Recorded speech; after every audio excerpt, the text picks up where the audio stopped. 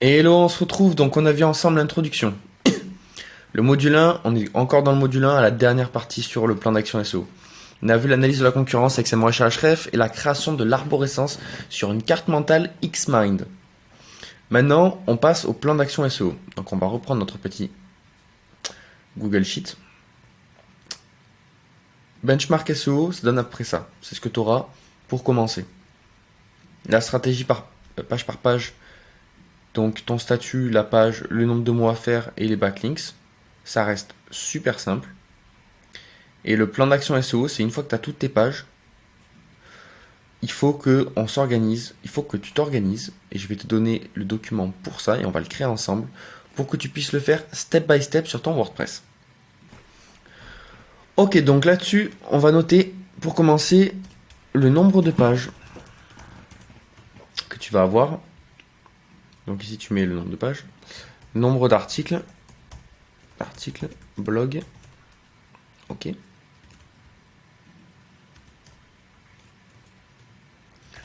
Nombre de liens, nombre de BL à acheter, donc de backlink. À acheter. Ok. Qu'est-ce que tu vas avoir d'autre Déjà, tu as une petite base. Si tu sais, si tu veux faire un e-com, on va partir du principe que tu fais pas d'e-com, mais sinon tu mets le nombre de produits. Le nombre de pages, donc par exemple, si ici tu sais que tu as 10 pages qui sont super importantes pour couvrir ta thématique sur le Bulldog, exemple concret. Le nombre d'articles de blog, tu sais que tu en veux, tu sais que tu en as trouvé environ une vingtaine, et que pour le lancement, tu vas en mettre déjà 10. Tu vas en mettre 10 et tu peux les programmer sur l'année. Donc tu en programmes par exemple. Alors la programmation, il faudrait que tu en mettes au moins un par semaine. C'est le minimum, ou un toutes les 2 semaines, pour vraiment avoir une courbe qui monte bien sur. Mais tu vas en avoir 10 au lancement.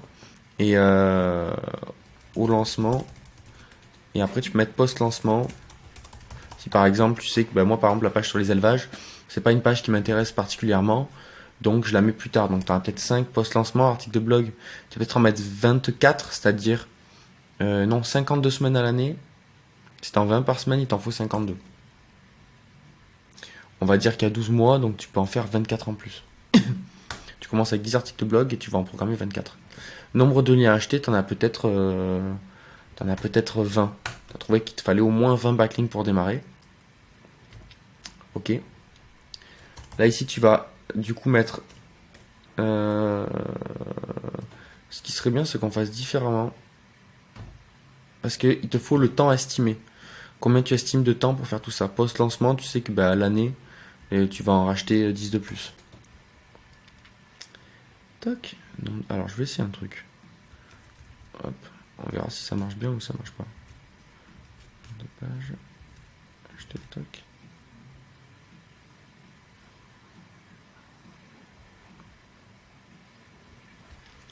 Nombre de pages au lancement. Si je le mets dans l'autre sens, post-lancement.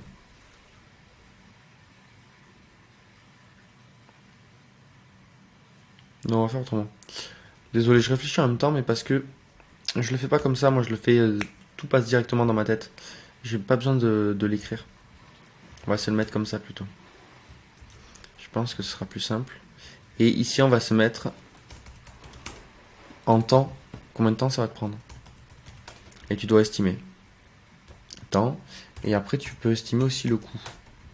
C'est-à-dire que s'il y a des choses que tu délègues, ou si tu fais tout toi-même, si tu fais tout toi-même, ton coût il est à zéro, sauf sur la partie netlinking. Un lien, ça vaut entre 30 à 3000 euros. 3000 euros, c'est un Figaro. 30 euros, c'est un site assez généraliste. On va commencer par des backlinks qui vont coûter environ. On va essayer d'en trouver à 60-80 balles, donc on va dire 70 balles. Donc ici, tu fais égal 70 fois 20. Ça représentait un sacré budget, 1400 balles. Allez, on va prendre des backlinks un peu petits. 60 fois 20, 1200 balles, juste pour du netlinking. En temps, tu sais que faire une campagne netlinking, ça va te prendre, pour acheter ces 20 là, t'en as pour un mois. Mais le mieux, c'est que tu les lises petit à petit. Après, tu peux commencer 20 backlinks, c'est pas énorme non plus. Tu peux mettre, on va dire, on met un mois. Tu estimes le temps que ça va te prendre, en fonction de tout ce que tu as à faire dans ta vie et à côté. Nombre d'articles de blog, en temps, tes 10 articles de blog, franchement, on va dire, t'en as pour 2 heures. Le coût, ça te revient à 0, ou alors peut-être un abonnement de ChatGPT.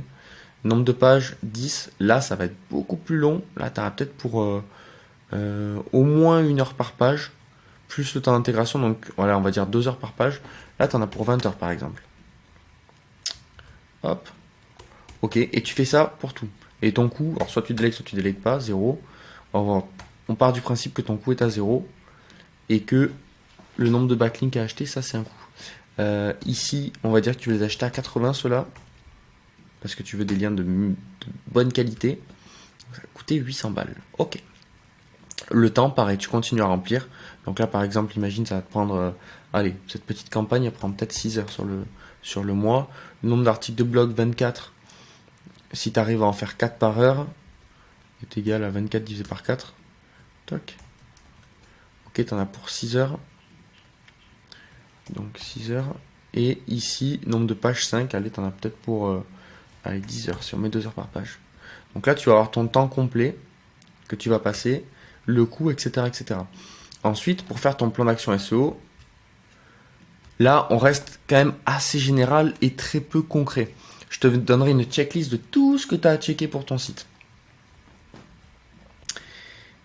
Après, je vais faire un copier-coller d'un plan d'action que je donne en général dans mes stratégies SEO pour que tu l'aies, qu'il soit clé en main pour toi. Et voilà ce que ça donne. J'ai fait un petit copier-coller. On va juste changer quelques trucs. Donc là, tu mets ton mois. Donc le mois, M0, M plus 1 et M plus 2. Donc ça va dépendre de tes mois. Toi, tu vas les remplir. Hein. Si tu mets janvier, février, mars, par exemple, et tu peux continuer. Hop, ici, tu vas mettre les listes des actions. Donc par exemple, sur la partie contenu, tu veux faire tes pages. Et bien, nombre de pages, tu sais que tu en as pour 20 heures. Est-ce que tes 20 heures, tu vas les caler sur la semaine 1, semaine 1, semaine 2, en fonction de ton emploi du temps, et tu vas caler tes listes des tâches et les mettre ici. Donc, par exemple, nombre de pages, rédaction des 10 pages, lancement. Si tu rédiges tes 10 pages lancement, tu sais que tu en as pour 20 heures, donc tu vas prendre 2 semaines à les faire. Hop, je les mets comme ça, ok. Moi, ce que je te conseille d'abord pour la rédaction de tes pages, c'est pas de les faire directement sur WordPress, mais de faire un petit espace sur le Drive et d'ouvrir des Google Docs et de noter tout ton contenu avant même la création de ton site. La stratégie SEO vient toujours en amont de la création du site.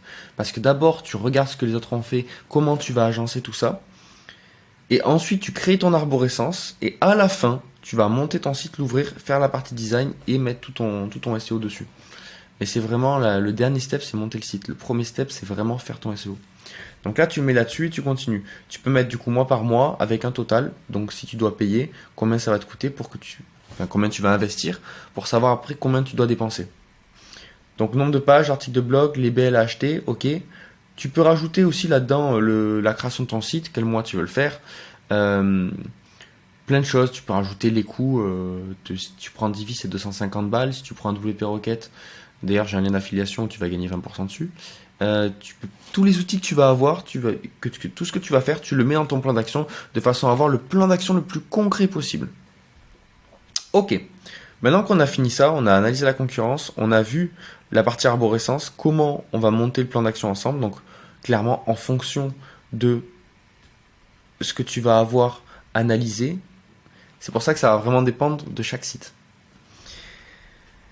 En sachant que plus tu auras de contenu, meilleur sera ton référencement. Il faut que tu aies beaucoup de contenu pour se référencer parce que Google est une IA. Et une IA, pour apprendre, elle a besoin de contenu. Je te laisse sur cette dernière parole. Le plan d'action, on l'a fini ensemble. On va passer au module 2 sur la rédaction et l'optimisation des contenus. Là, on rentre beaucoup plus dans le vif du sujet. On est moins théorique et beaucoup plus pratique. Allez, on se rejoint au prochain module.